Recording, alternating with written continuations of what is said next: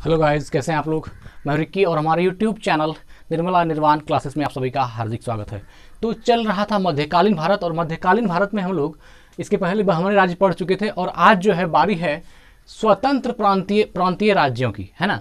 स्वतंत्र प्रांतीय राज्यों की, तो इसमें हम लोग जो स्वतंत्र प्रांतीय राज्य थे उसका अध्ययन करेंगे। जैसे देखिए, पहले होगा जौनपुर। हम लोग पहले आज जो पढ़ने वाले हैं जौनपुर को, फिर कश्मीर को पढ़ेंगे, फिर बंगाल को, फिर मालवा को, फिर गुजरात को, फिर मेवाड़ को, और बाद में खानदेश को पढ़ेंगे। इसके बाद जो है ये चैप्टर एक एक करके, आज तो जौनपुर की बारी है, फिर हम लोग एक अगली वीडियो में कश्मीर को पढ़ेंगे, फिर बंगाल को, फिर मालवा, फिर गुजरात, फिर मेवाड़ और फिर खानदेश को पढ़ेंगे।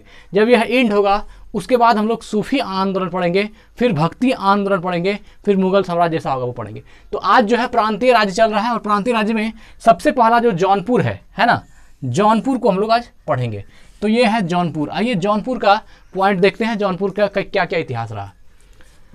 जौनपुर की स्थापना, है ना गाइस, जौनपुर की स्थापना फिरोज शाह तुगलक ने अपने भाई जूना खां या मोहम्मद बिन तुगलक की स्मृति में की थी, है ना।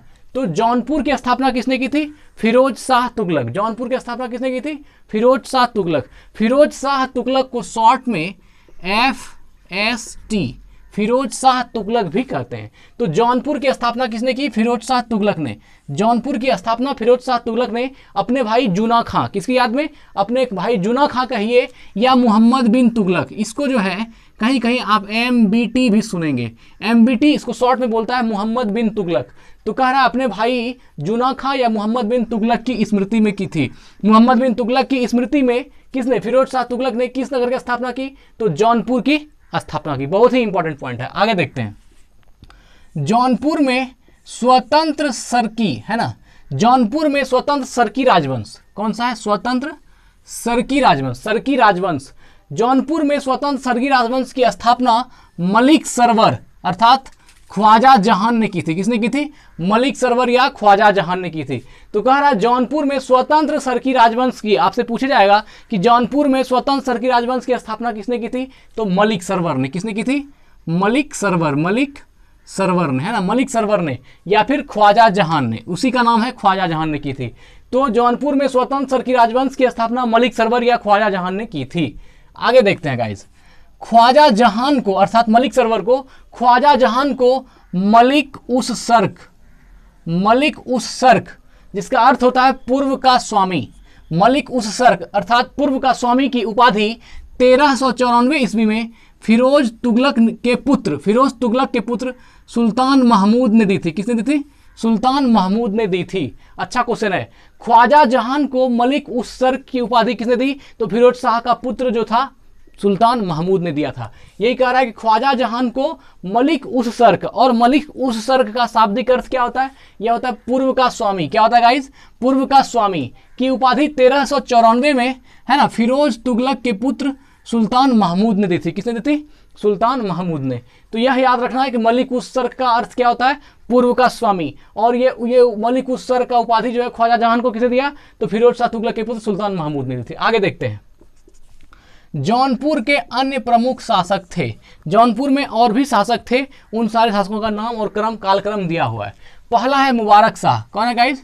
मुबारक शाह 1399 से 1402 ईस्वी, है ना, मुबारक शाह 1399 से 1402 ईस्वी। दूसरा है शमसुद्दीन, है ना, शमसुद्दीन इब्राहिम शाह 1402 से 1436 ईस्वी। उसके बाद है महमूद शाह 1436 से 1451। ये कौन है? महमूद शाह 1436 से 1451। एवं अंतिम शासक हुसैन शाह। अंतिम कौन है? हुसैन शाह 1458 से 1500 ईस्वी तक, 2 साल। 1458 से, ये 8 है, 1458 से 1500 ईस्वी तक। तो क्या कह रहा है कि जौनपुर के अन्य प्रमुख शासक कौन थे? मुबारक शाह, शमसुद्दीन, है ना, शमसुद्दीन इब्राहिम शाह 2 हो गया, मोहम्मद शाह 3, एवं अंतिम शासक था हुसैन शाह। ये 4 शासक थे। यह 1458 है गाइस से 1500। चलिए, तो ये जौनपुर के अन्य प्रमुख शासक थे। आगे देखते हैं। लगभग 75 वर्ष तक स्वतंत्र रहने के बाद जौनपुर पर बहलोल लोदी, है ना, लोदी वंश संस्थापक बहलोल लोदी ने कब्जा कर लिया। किसने कर लिया? बहलोल लोदी ने कब्जा कर लिया। क्या कह रहा है, लगभग 75 वर्ष तक स्वतंत्र रहा। जौनपुर लगभग 75 साल तक स्वतंत्र रहा, लेकिन 75 साल तक स्वतंत्र रहने के बाद जौनपुर पर बहलोल लोदी ने कब्जा कर लिया। जौनपुर पर किसने कब्जा कर लिया, बहलोल लोदी ने। मोस्ट इंपॉर्टेंट पॉइंट है गाइस। चलिए आगे देखते हैं। सरकी शासन है ना, सरकी शासन के अंतर्गत विशेषकर इब्राहिम शाह के समय में जौनपुर में साहित्य एवं स्थापत्य कला के क्षेत्र में हुए विकास के कारण जौनपुर को भारत के सिराज, जौनपुर को भारत के सिराज के नाम से जाना गया। तो आपसे पूछा जाएगा कि भारत का सिराज किसको कहा गया है, तो जौनपुर को, है ना।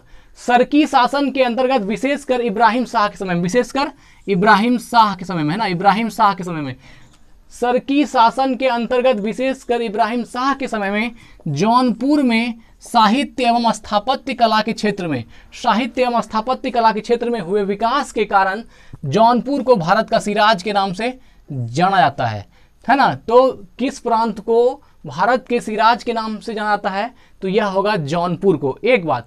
और दूसरा बात, यह किसके समय में जौनपुर में साहित्य एवं स्थापत्य कला के क्षेत्र में ज्यादा विकास हुआ, तो यह इब्राहिम शाह के समय में, इब्राहिम शाह के समय में, है ना। सरकी शासन के अंतर्गत विशेषकर इब्राहिम शाह के समय में जौनपुर में साहित्य एवं स्थापत्य कला के क्षेत्र में हुए विकास के कारण जौनपुर को भारत का सिराज के नाम से जाना गया। मोस्ट इंपॉर्टेंट क्वेश्चन था गाइस ये। इसके बाद आगे देखते हैं। अटाला देवी, है ना, अटाला देवी की मस्जिद का निर्माण 1408 ईस्वी में सरकी सुल्तान इब्राहिम शाह द्वारा किया गया था। सरकी सुल्तान इब्राहिम शाह द्वारा किया गया था। क्या कर रहा है, अटाला देवी की मस्जिद, बहुत बार पूछा गया है गाइस। अटाला देवी की मस्जिद का निर्माण 1408 ईस्वी में सरकी सुल्तान इब्राहिम शाह के द्वारा किया गया था, है ना। अटाला देवी की मस्जिद का निर्माण 1408 ईस्वी में सरकी सुल्तान इब्राहिम शाह के द्वारा किया गया था। आगे देखते हैं। अटला देवी मस्जिद, अटला देवी मस्जिद का निर्माण कन्नौज के राजा, ये अटाला देवी मस्जिद था, और ये अटाला देवी मस्जिद का ये अटाला देवी मस्जिद का निर्माण कन्नौज के राजा विजय चंद्र द्वारा निर्मित अटला देवी के मंदिर को तोड़कर किया गया था। समझ गए गाइस, ये जो अटला देवी मस्जिद का निर्माण किया गया, यह कन्नौज का राजा विजय चंद्र द्वारा निर्मित अटला देवी के मंदिर को तोड़कर किया गया। अर्थात अटला देवी का एक मंदिर था जिसके निर्माणकर्ता विजय चंद्र थे। कौन थे, विजय चंद्र थे। तो बाद में क्या हुआ, इस मंदिर को तोड़ दिया गया, अटला देवी के मंदिर को तोड़ दिया गया और अटला देवी की मस्जिद का निर्माण किया गया। अटला देवी की मस्जिद का निर्माण, और ये निर्माण किसने कराया, इब्राहिम शाह ने। लेकिन अगर अटला देवी की मंदिर कहा जाए तो उसका निर्माण किसने कराया था, विजय चंद्र ने, है ना। अटला देवी की जो मंदिर का बात किया जाएगा, अटला देवी के मंदिर की बात की जाएगी तो संस्थापक विजय चंद्र होगा, लेकिन बाद में इसको तोड़वा करके इब्राहिम शाह ने अटला देवी की मस्जिद का निर्माण करवाया। तो ये दोनों ही याद रखना है, पॉइंट मोस्ट इंपॉर्टेंट है गाइस। आगे देखते हैं। जामा मस्जिद, है ना, जामा मस्जिद का निर्माण 1470 ईस्वी में हुसैन शाह सरकी के द्वारा किया गया था। मोस्ट इंपॉर्टेंट क्वेश्चन है, जामा मस्जिद का निर्माण किसके द्वारा किया गया, हुसैन शाह सरकी के द्वारा, है ना। जामा मस्जिद का निर्माण हुसैन शाह सरकी के द्वारा किया गया। तो वही कह रहा है, जामा मस्जिद का निर्माण कब हुआ, तो 1470 में निर्माण हुआ। जामा मस्जिद का निर्माण हुआ 1470 में, और किया गया किसके द्वारा, तो हुसैन शाह सरकी के द्वारा, हुसैन शाह सरकी के द्वारा किया गया, है ना। हुसैन शाह सरकी, जामा मस्जिद हुसैन शाह सरकी, जामा मस्जिद हुसैन शाह सरकी 1470 में। आगे देखते हैं। पीर बोधन नामक सूफी संत इस काल का एक महान संगीतकार था, है ना। क्या कह रहा गाइस, पीर बोधन, क्या नाम है, पीर बोधन। पीर बोधन नामक एक सूफी संत थे। आप जानते हैं कि इस संप्रदाय में सूफी संत, सूफी जो रखा गया है, सूफी बोलते ही उसको है, जो सूफियाना सब गाता था। पहले जो होता था कि ईश्वर को याद करने के लिए जो गाना गाया जाता था, उसको सूफी जो संत होते थे उनमें ज़्यादा प्रमुखता दी गई थी उस गाना के गायन को। तो वैसा ही कह रहा है, पीर बोधन नामक सूफी संत इस काल का एक महान संगीतकार था। मोस्ट इंपॉर्टेंट है। आगे देखते हैं। झांझरी मस्जिद, झांझरी मस्जिद 1430 ईस्वी में इब्राहिम सरकी के द्वारा एवं लाल दरवाजा मस्जिद, लाल दरवाज़ा मस्जिद का निर्माण मोहम्मद शाह के द्वारा 1450 ईस्वी में किया गया था। मोस्ट इंपॉर्टेंट है झांझरी मस्जिद, कई बार पूछा गया है यह क्वेश्चन।